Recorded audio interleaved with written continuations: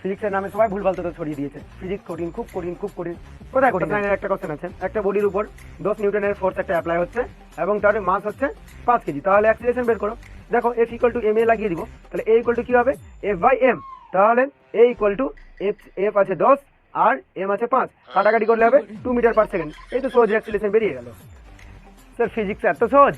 তাহলে অবশ্যই আমি সায়েন্স নিব। আর ডিয়ার স্টুডেন্ট, ক্লাস 11-এর একটা অঙ্ক আছে। অঙ্কটা হচ্ছে, একটা চোর চুরি করে পালাচ্ছে, যার স্পিড হচ্ছে 20 কিলোমিটার/আওয়ার এবং তার পিছনে একটা পুলিশের গাড়ি লাগানো হয়েছে যার স্পিড হচ্ছে 40 কিলোমিটার/আওয়ার।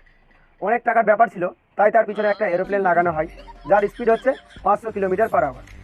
এই দেখে পুলিশের রাগ উঠে এবং সে নিজের বন্দুক থেকে গুলি ফায়ার করে, যার স্পিড হচ্ছে 50 কিলোমিটার/আওয়ার। এবার গুলিটা সোজা না গিয়ে সেটা প্রজেক্টাইল মোশনে মুভ করে। এই দেখে এরোপ্লেন থেকে একটা রকেট লঞ্চার ছাড়া হয় যার স্পিড হচ্ছে 70 কিলোমিটার/আওয়ার। তো এখন কোশ্চেনটা হচ্ছে যে চোরের কাছে আগে সব থেকে প্রথমে কে পৌঁছাতে পারবে? পুলিশ, না পুলিশের বন্দুক থেকে ছুড়া গুলি, না এরোপ্লেন থেকে ছুড়া রকেট লঞ্চার? 30 সেকেন্ডের মধ্যে কোশ্চেনটা সলভ করতে হবে। কত ইজি কোশ্চেন, তাই না? বলো তো।